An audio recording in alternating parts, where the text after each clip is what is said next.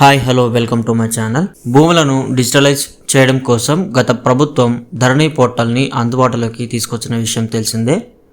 అయితే అందులో నిషేధిత జాబితాలో నమోదు చేసిన అనేక భూములు గత ప్రభుత్వ హయాంలో ధరణి పోర్టల్ అందుబాటులోకి వచ్చిన తర్వాత ఆక్రమణలకు గురైనట్లు ప్రభుత్వం ప్రాథమికంగా గుర్తించినట్లు సమాచారం.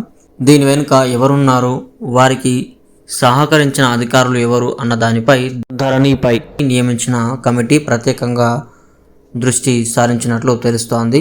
ఈ మేరకు నిషేధిత జాబితాలో ఉన్న భూముల వివరాలు అందజేయాలని అధికారులను కమిటీ అయితే ఆదేశించింది.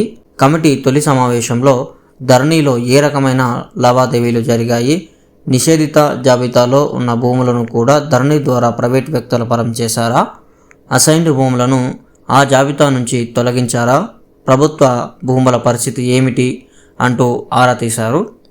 ధరణిలోని గత 3 ఏళ్లలో జరిగిన అనుమానాస్పద లావాదేవీలన్నీ పరిశీలించాలని నిర్ణయించారు. ఇందుకు ధరణికి సంబంధించిన పూర్తి లావాదేవీలను అధికారులు అందజేయాలనైతే కమిటీ ఆదేశించింది.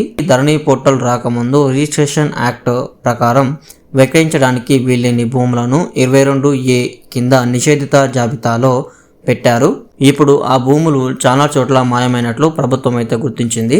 గత ప్రభుత్వం హయాంలో జీవో 59 కింద నమోదైన కొన్ని భూములు కూడా ఈ జాబితాలోవేనని గుర్తించినట్లు తెలుస్తోంది.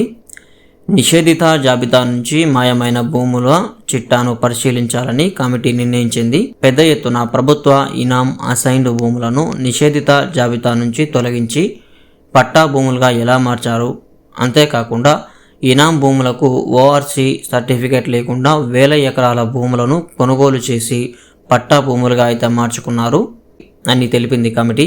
రాష్ట్రంలో ఉమ్మడి జిల్లాల్లో ఇచ్చిన 8,05,618 ఎకరాల ఇనాం భూమి ఉంది. ఇనాం భూములకు ఓఆర్సీ పొందకుండానే దాదాపు 6 లక్షల ఎకరాల భూమి చేతులు మారింది అనైతే కమిటీ ఆరోపిస్తోంది. ఇందులో చాలా భూములు ధరణి వచ్చిన తర్వాతే మాయమైనట్లు ప్రభుత్వం భావిస్తోంది. ఈ నెల 17న మరోసారి సమావేశమై ధరణి సమస్యల పరిష్కారానికి ప్రత్యేక ఎజెండాను రూపొందించనున్నారు. సో దీనిపై మీరు ఎలా స్పందిస్తారో కామెంట్ రూపంలో తెలియజేయండి ఫ్రెండ్స్. సో ఇది ఫ్రెండ్స్ ఈరోజు వీడియో మీకు నచ్చినట్లయితే లైక్ చేయండి, అలాగే మన ఛానల్కి సబ్స్క్రైబ్ అవ్వండి. Thank you friends.